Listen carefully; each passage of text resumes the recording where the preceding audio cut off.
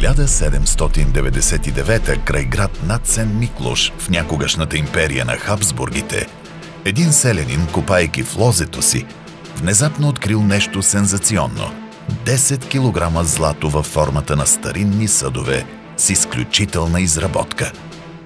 Днес съкровището се намира във Виенския Кунстхисторишес музеум. Много изследователи го определят като българско, заровено през 9 век в тези земи, тогава част от държавата на българите. Други предполагат аварски, тюркски, унгарски или печенежки произход.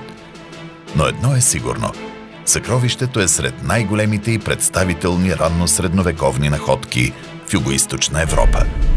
И ще гостува на Националния археологически музей в София.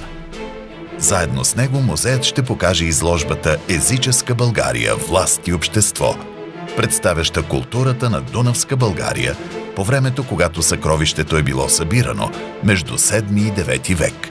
Не пропускайте златната възможност да видите всичко това. Национален археологически музей София от 7 април до 9 юли.